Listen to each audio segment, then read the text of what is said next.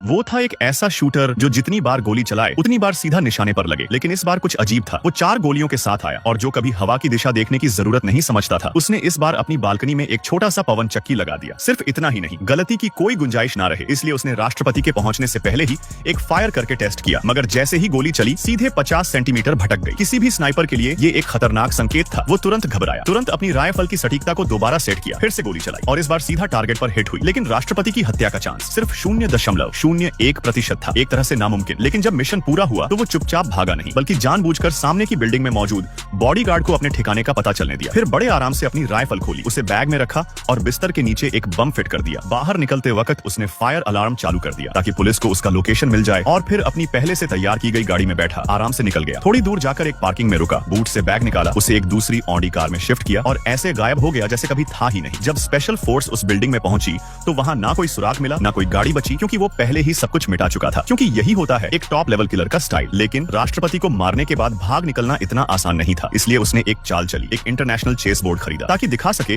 कि वो तो बस एक कलेक्टर है। आखिर वो इस देश में भी इसी नाम से आया था। एक कलेक्टर के रूप में खाली हाथ वापस जाना थोड़ा अजीब लगता। अब पुलिस हर एग्जिट पर सख्त चेकिंग कर रही थी, लेकिन जब उससे सवाल पूछा गया तो वो बड़ी ठंडक से बोला, मैं तो बस एक एग्जीबिशन देखने आया था। पुलिस ने उसका आईडी चेक किया, फिर उससे बोला, ड्राइवर साइड का बॉक्स खोलो। लेकिन ये तो उसी की स्कीम का हिस्सा था, क्योंकि उस बॉक्स में रखे थे बेहद कीमती हाथी दांत से बने शतरंज के मोहरे। पुलिस ने देखा कमजोर सा आदमी, चेहरे पर मासूमियत, जिसे देखकर लगता नहीं कि मच्छर भी मार पाएगा। पुलिस ने उसे जाने दिया और थोड़ी देर में वो पहुंचा फ्रांस। वहां एक इंटरनेट कैफे में घुसा, यूएसबी ड्राइव निकाली जिससे सिर्फ वो और उसका क्लाइंट ही कनेक्ट हो सकते थे। वो पूछना चाहता था पैसे कब आएंगे, लेकिन तभी स्क्रीन पर एक नया मैसेज फ्लैश हुआ। जिज्ञासु होकर उसने क्लिक किया और सामने आया एक नया मिशन, सीधा $1 करोड़ का ऑफर। मगर दिक्कत ये थी, इस बार क्लाइंट उसे खुद से मिलने को कह रहा था। एक प्रोफेशनल हत्यारा कभी अपने क्लाइंट से नहीं मिलता, लेकिन जब शुरुआती कीमत ही इतनी जबरदस्त हो तो किसी का भी मन डगमगा जाए। जब उसे भरोसा हो गया कि सामने वाला अकेला है, वो धीरे धीरे उसका पीछा करते हुए एक रेस्टोरेंट में पहुंचा। जैसे ही नाम सुना शांग कुन, उसने झट से कहा, 1 करोड़ नहीं, अगर टारगेट वही है तो $100 करोड़ लाओ। क्योंकि वो औरत जो कह रही थी उसका टारगेट वो कोई आम आदमी नहीं था, बल्कि दुनिया के सबसे अमीर लोगों में एक, जिसकी सिक्योरिटी सिस्टम तोड़ना नामुमकिन था। औरत बोली, ठीक है, मैं ऊपर से पूछ के बताती हूँ। लेकिन वो कुछ कहे बिना चला गया। सीधा पहुंचा अपने स्पेन वाले विला में, जहाँ उसकी बीवी बच्चों के खिलौने समेट रही थी, और वो जो बाहर से एक क्रूर किलर था, उसकी आंखों में मासूमियत लौट आई। बीवी को क्या पता, जिस आदमी के साथ वो सालों से रह रही है वो दुनिया का सबसे खतरनाक हत्यारा है। जब बीवी किचन में खाना बनाने गई तो वो कमरे का दरवाजा लॉक करके